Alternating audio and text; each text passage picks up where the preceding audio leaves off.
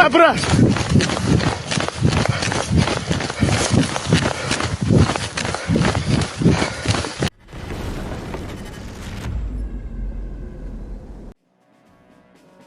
Footage from the Pantsir-S artillery group shows a Russian assault column getting stuck and wiped out in no time. What's left behind are the bodies of the Russian troops who took part in the failed push. Ukrainian artillery is devastating Russian troops, striking dugouts, vehicles, and troop clusters with pinpoint accuracy, turning every exposed position into a deadly trap.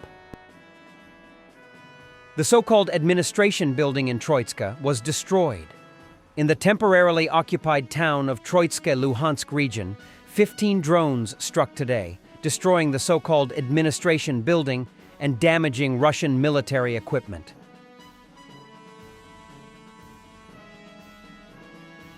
Another Russian who set foot on Ukrainian soil was blown up by a mine, lost his legs, and now moves only on the backs of his fellow soldiers. Kharkiv direction. Давай, брат!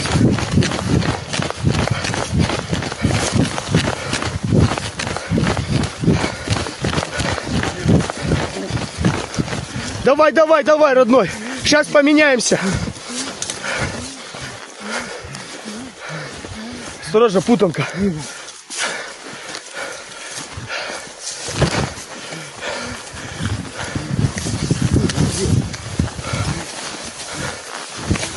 Все, давай поменяемся. Мины, осторожно здесь. Меняться будем?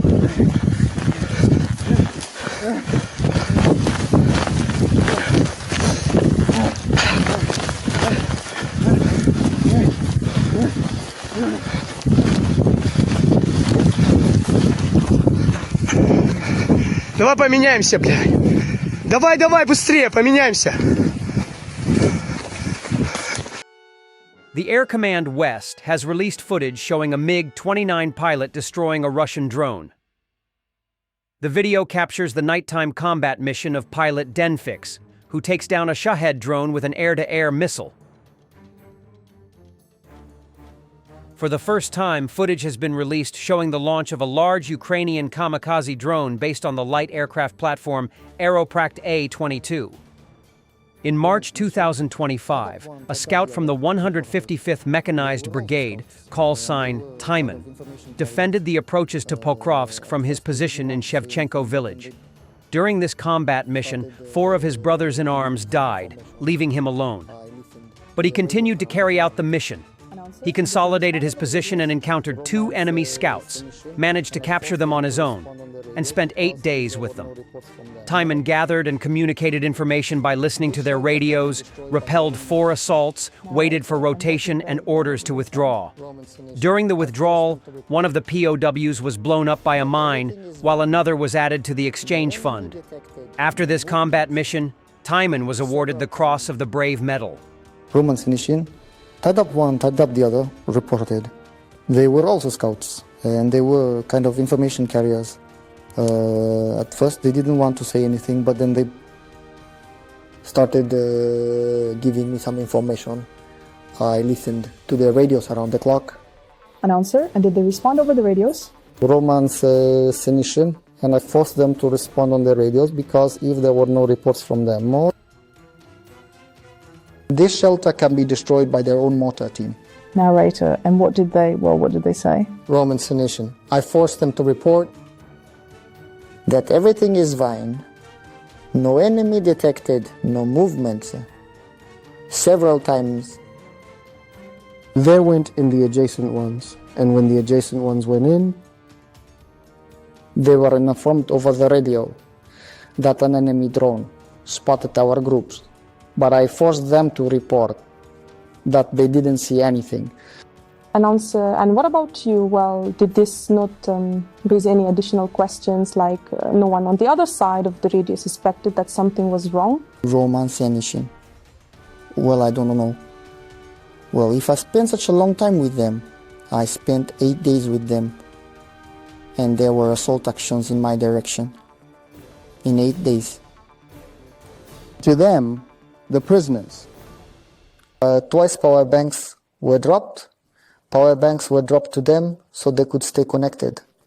But since they were tied up, I had to leave the shelter and collect the packages that were dropped for them. Canada is actively considering partnering with Ukraine on the joint production of weapons and military equipment. David McGuinty, Canada's Minister of National Defense, stated this, as reported by Ukrinform. The Department of National Defense and the Canadian Armed Forces are actively exploring this opportunity, McGuinty said in response to a question about the potential involvement of Canadian companies in such cooperation. In particular, he noted that Ukrainians had made significant progress in drone technology, which we are watching very closely. According to McGuinty, one of the options being considered is cooperation based on the so-called Danish model, where military equipment would be produced in Ukraine using Canadian funding. There is also the potential for establishing joint defense enterprises on the territory of both Ukraine and Canada. This could bring significant benefits to Canadian industry, which is why we are carefully examining which approach would be most effective, the minister concluded. Previously, Ambassador of Canada to Ukraine, Natalka Ksymok, noted that Canadian arms manufacturers had shown strong interest in cooperating with Ukraine. I know that the representatives of Canadian defense companies are attending various conferences in Ukraine. At the moment, Canada is hosting the CanSec event. Many representatives from Ukrainian defense companies are there, and I've seen the list of firms they hope to meet with. Ukrainians are coming to Canada with very clear objectives. They know exactly who they want to meet and which technologies they are interested in working with, she said in an interview with Ukrinform. Previously, Ukrainian President Volodymyr Zelensky announced that Germany and Canada had agreed to fund the production of Ukrainian interceptor drones designed to counter Shahed drones.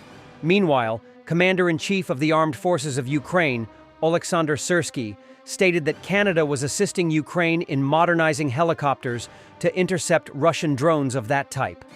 In June, Canadian Prime Minister Mark Carney announced a new military aid package for Ukraine worth $2 billion Canadian dollars, approximately $1.5 billion.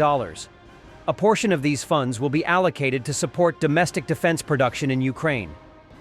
The Swedish government plans to arm the crews of Coast Guard vessels and equip the ships with weapons to strengthen their response capabilities against potential threats. According to TV4 News, this measure aims to ensure the Coast Guard can better protect its personnel and ships, while also enhancing cooperation with the military during crisis situations. On the eve of the government meeting, officials were tasked with preparing the necessary proposals regarding the weapons needed for these purposes. Minister for Civil Defense Carl Oskar Bolin stated that it involved both arming the ships and providing more powerful weapons for the personnel. This is driven by the security situation. We see the need for enhanced armament to be able to counter threats such as drones and other types of dangers, the minister said. Currently, the personnel of the Swedish Coast Guard are equipped with service pistols, but the government wants to expand this capability. According to Bolin, the Coast Guard is expected to prepare a proposal on the weapons it requires by the beginning of next year. Sweden may stand out today as one of the few countries that has not armed its Coast Guard vessels. It is completely natural to have the ability for self-defense so that personnel can work safely and protect themselves from external threats, said the Minister for Civil Defense. Previously, the Swedish government announced approval of an investment plan to strengthen defense through loans amounting to up to 300 billion Swedish kroner, 31 billion. The funds will be used to rearm the country's civil and military defense forces. Thanks for watching, and don't forget to subscribe. Also, if you want to support Warthog Defense, please become our member and get early access to new videos, exclusive members-only videos, and become administrator in comment section. The membership link is in the description. Rescues